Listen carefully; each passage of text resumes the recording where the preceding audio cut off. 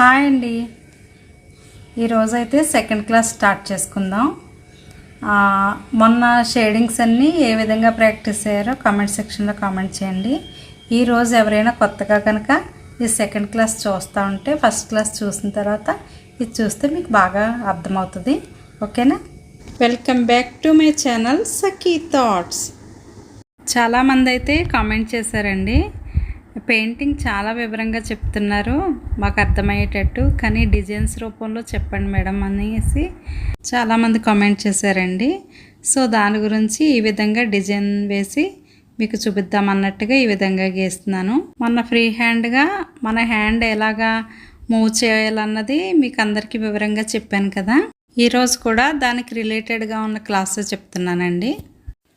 మనం ఏదైనా స్టెమ్ వేసుకున్నప్పుడు ఫస్ట్ అయితే కాడలు వేసుకుని లీవ్స్ అయితే వేసేసుకోవాలి.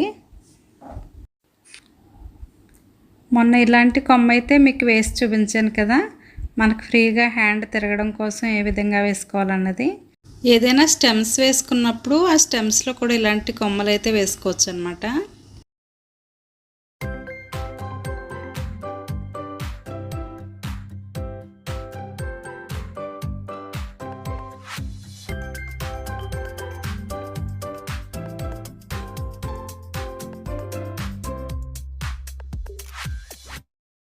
ఇప్పుడైతే లీఫ్ని ఇలా ముద్దగా వేసుకుందాం.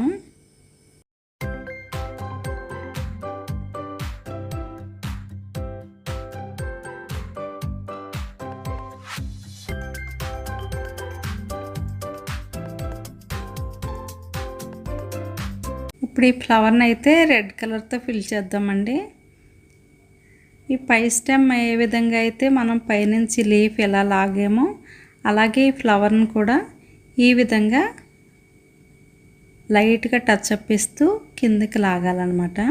ఫ్లవర్ రేఖలు ఏ విధంగా మనకి డిజైన్ వచ్చిందో ఆ విధంగా మూవ్ చేసుకుంటూ మనం కిందకి వేసుకోవాలన్నమాట. ఫ్రేమ్ని అటు ఇటు తిప్పనవసరం లేదండి.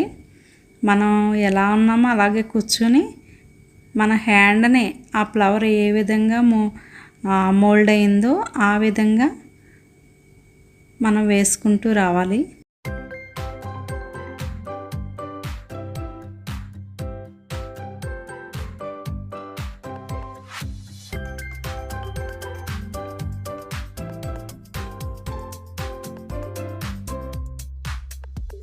ఇప్పుడైతే అవుట్లైన్ ఇచ్చేద్దామండి అదే పాయింట్ బ్రష్తో.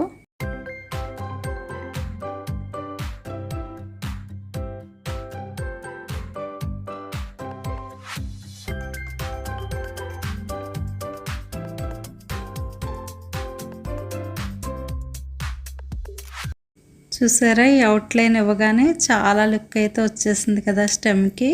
ఇలా మనకి కొంచెం డ్రై అయిన తర్వాత ఎల్లో తీసుకుని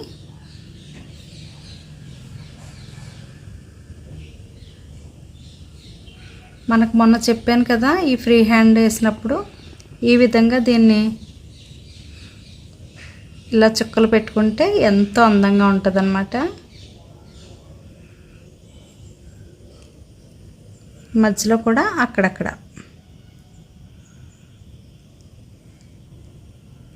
అట్లా పెట్టుకుంటే సరిపోద్ది. ఇప్పుడు బ్లాక్ తీసుకుని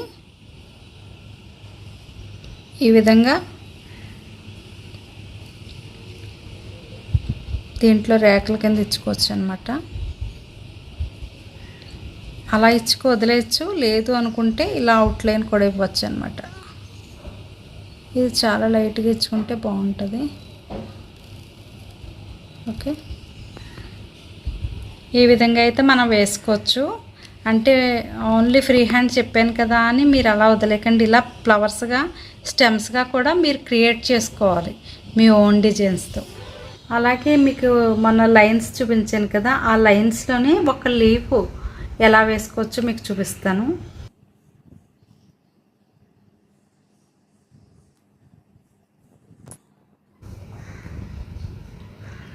మనం ఒక లైన్ గీసుకున్నప్పుడు ఆ లైన్లు ఎలా ఇవ్వాలో మీకు తెలుస్తుంది బాగా.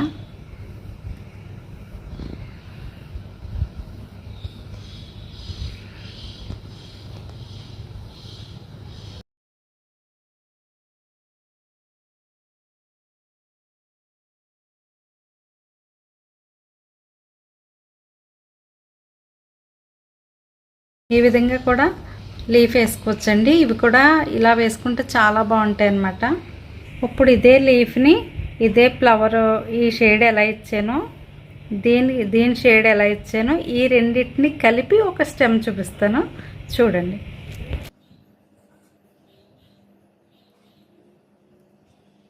మన మైండ్ చెప్పినట్టుగా ఎలాగ మనం డిజైన్ చేసుకోవాలంటే అలా డిజైన్ చేసుకోవచ్చండి. ఈ స్టెమ్ ఇలాగే వేయాలి అలాగే వేయాలి అని ఏమీ ఉండదన్నమాట. చక్కగా మనం ఏ విధంగా వేసుకోవాలని అనుకుంటున్నామో ఆ విధంగా వేసుకోవచ్చు. చాలామంది డిజైన్ పేపర్లు ఉన్నాయండి, డిజైన్ మీద మనం ఆధారపడకూడదు. మనకు ఒక మైండ్లో ఒక పెయింట్ ఈ విధంగా వేద్దాం అన్న క్రియేటివిటీ ఉందనుకోండి, మనం ఊహించుకున్నాం అనుకో ఈ విధంగా వేద్దామని, ఆ విధంగానే మనం వేసేయగలుగుతాం అన్నమాట. ఎప్పుడైనా సరే మనం ఏదైనా స్టెమ్ వేసుకోవాలనుకున్నప్పుడు ఫస్ట్ లీఫ్లు వేసేసుకోవాలండి. వేసుకున్న తర్వాత మనం ఫ్లవర్ మొదలు పెట్టుకుంటే చాలా బాగుంటుంది. చూడండి ఎలా లైన్స్ ఎలా వస్తున్నాయో చూడండి. ఇది ఇలా గీసాను కదా, ఇప్పుడు ఈ వైపు ఈ విధంగా, ఇది ఈ విధంగా, ఇది ఈ విధంగా ఒక అవుట్లైన్ వేసేసుకోవచ్చు.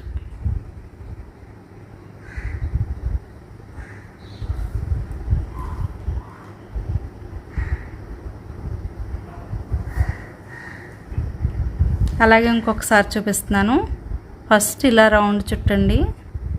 ఫస్ట్ మీకు ఇలా వేసుకోవడం మళ్ళీ అటు ఇటు వచ్చేస్తుంది అనుకుంటే కనుక ఇలా ఒక లైన్ గీసుకోండి మధ్యలో ఆన్వాల్ కింద. అప్పుడు ఈ విధంగా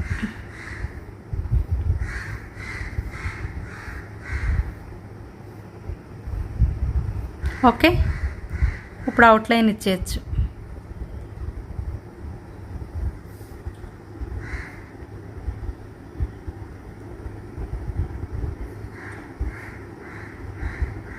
సరే బాగా వచ్చింది కదా. ఇప్పుడు దీన్ని ఏం చేసామంటే ఈ డ్రాయింగ్ వేసినప్పుడు ఇక్కడ వరకు వచ్చేసింది, మొదల వరకు వచ్చేసింది. ఇది ఏంటంటే మొదల వరకు రాకుండా వేసాను. ఇది ఎలా వేద్దామో చూద్దాం.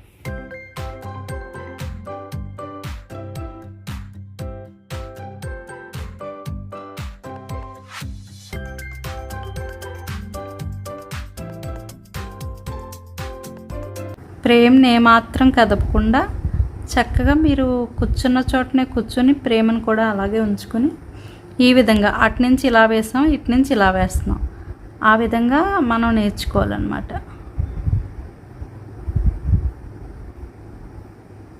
ఓకే అండి. ఇప్పుడు వేసాం కదా, ఇలా రౌండ్ ఇచ్చుకొని ఇప్పుడు అవుట్లైన్లు వేసుకుంటూ రావాలి.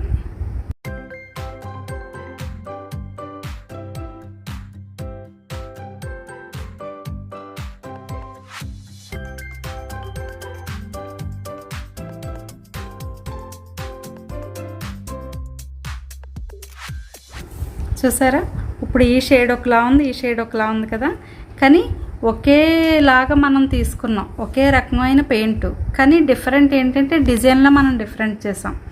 ఇలా మనం క్రియేట్ చేసుకోవాలి ఏ పెయింట్ వేసినా కానీ. ఇప్పుడు ఒక ఫ్లవర్ గీద్దాం.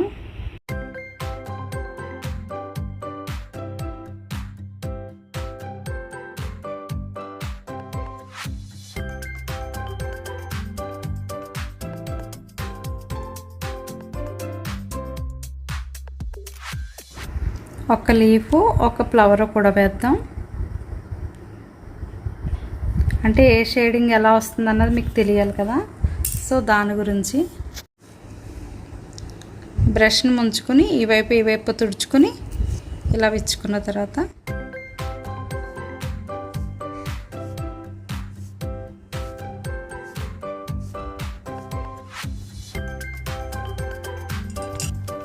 ఇప్పుడు మరలా పాయింట్ బ్రష్ తీసుకుని ఈ విధంగా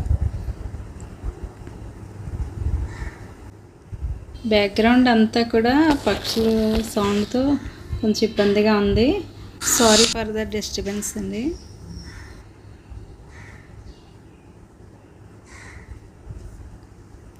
ఇదొక షేడ్ అన్నమాట. ఇప్పుడు ఫ్లవర్ ఎలా వేయాలో చూద్దాం. రెడ్ తీసుకున్నాను, దీన్ని కూడా ఈ విధంగా ముంచుకొని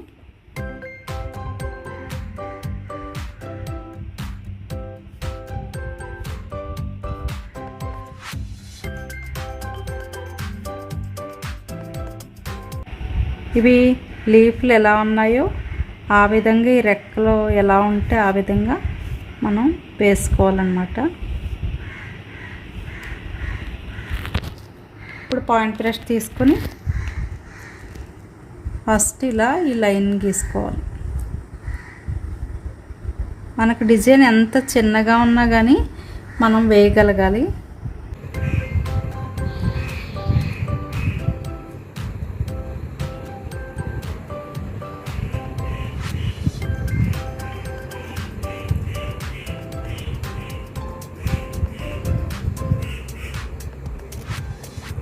చూసారా, ఓన్లీ ఫ్లాట్ బ్రష్తో మనం షేడింగ్స్ తీసాము.